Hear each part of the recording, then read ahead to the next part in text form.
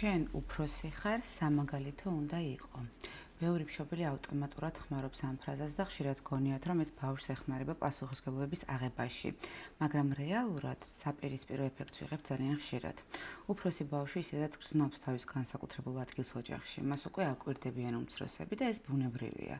მაგრამ როდესაც მშობლები ზემოდან უმატებენ პასუხისმგებლობებს, მაგალითად, უმცროსებს ადევნე თვალი, აჭამე, დაუთმე, იყავი მაგალითი.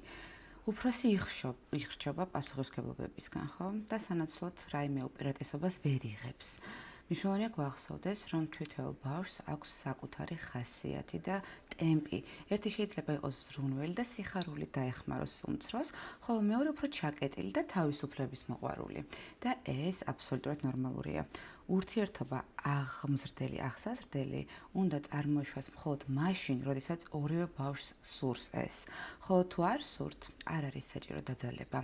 რაც შეეხება შექებას, როდესაც უფროსი რაღაც კარგს გააკეთებს და ისმენს ამ დროს. აბა რა, შენ ხო დიდი ბიჭი ხარ, ესეც უნდა გექნა.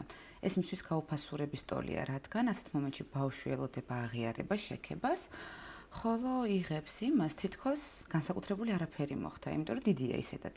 უკეთესია ვუთხრათ, ყოჩა ხდე, რა მაგარი ბიჭი ხარ, ვამაყობ შენით.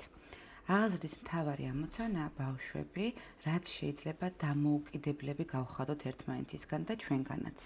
თითოეული იღებს პასუხისმგებლობას საკუთარ თავზე და არა იმაზე, რაც დამან ძმან გააკეთა. კომენტარებში გამიზიარეთ თქვენი გამოცდილება. ნახვამდის.